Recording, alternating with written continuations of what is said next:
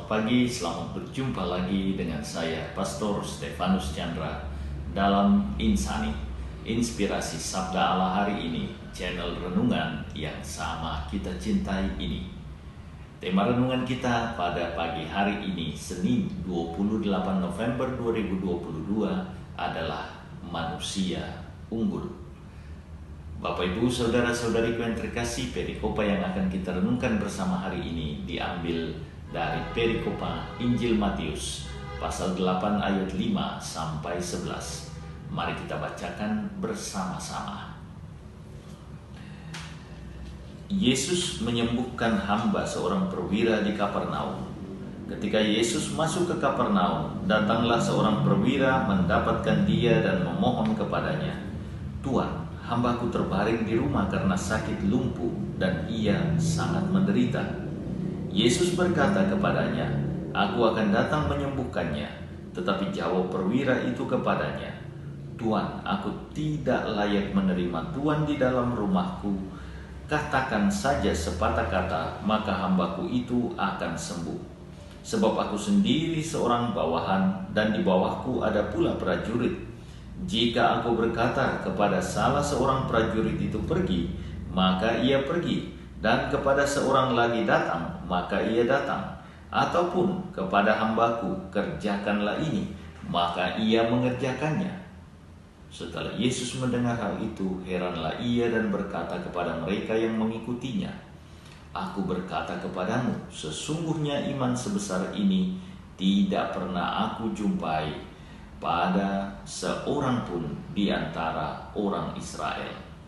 Aku berkata kepadamu, banyak orang akan datang dari timur dan barat dan duduk makan bersama-sama dengan Abraham, Ishak dan Yakub di dalam kerajaan sorga." Bapak Ibu Saudara-saudariku yang terkasih dalam Yesus Kristus, bacaan Injil kita hari ini menampilkan seorang tokoh yang dipuji oleh Yesus sebagai pribadi beriman yang sungguh dalam dan langka. Tokoh tersebut adalah sang perwira Romawi di kota Kapernaum. Pada zaman Yesus, sepasukan garnison tentara Romawi memang ditempatkan di Kapernaum untuk mengawasi wilayah Galilea dan sekitarnya. Kedudukan sang perwira sebagai kepala korem zaman itu tidak menjadikannya sombong dan tinggi hati.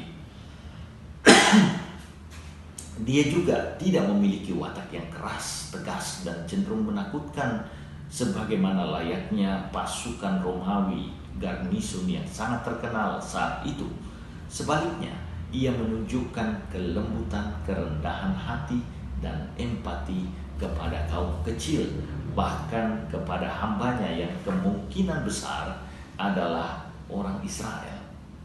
Caranya memperlakukan Yesus dan hambanya sungguh mengagumkan. Beberapa hal yang dapat kita pelajari dan contoh dari sikap sang perwira Romawi tersebut sebagai berikut. Yang pertama, sang perwira pastilah seorang manusia yang sangat menghormati sesamanya. Ia pasti menganut prinsip kesetaraan.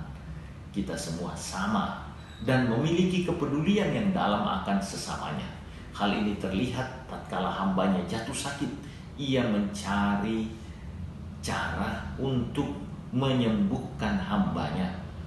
Pada zaman itu banyak tuan yang dengan tega membuang hambanya yang sakit karena hanya akan membebani mereka. Sang perwira justru menunjukkan kepedulian kepada hambanya, kaum kecil, dengan merawat dan berusaha menyembuhkan hamba tersebut.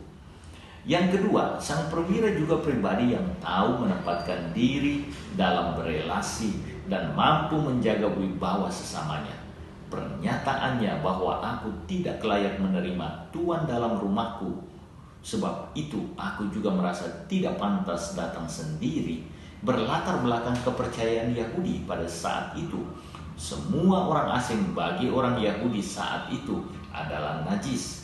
Jika ia menerima Yesus dan mendatangi Yesus, maka ia menyebabkan Yesus najis sebagai guru Yahudi.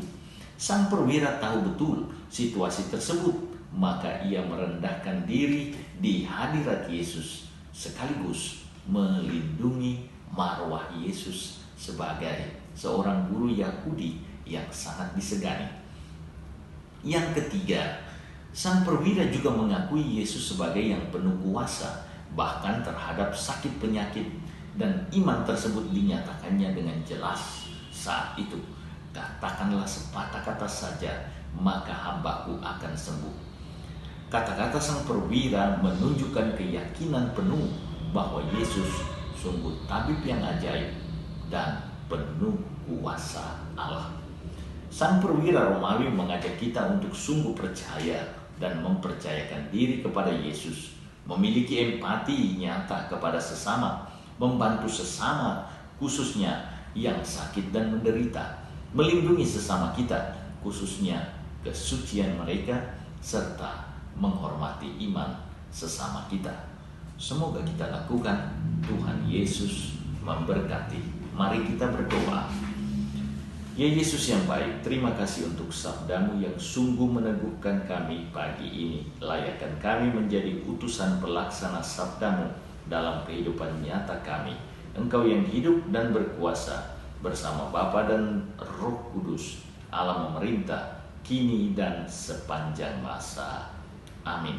Tuhan bersamamu, berkat Allah yang Maha Kuasa turun bagi saudara-saudariku, keluarga saudara-saudariku, pekerjaan dan usaha saudara-saudariku, Bapa, Putra, dan Roh Kudus. Amin. Terima kasih saudara-saudariku yang telah mendengarkan sabda Allah dan renungan hari ini. Saya Pastor Marcel Lorotandung mengucapkan berlimpah terima kasih kepada Pastor Stefanus Chandra. Semoga Pastor senantiasa diberkati Tuhan dalam setiap aktivitas dan pelayanannya. Amin.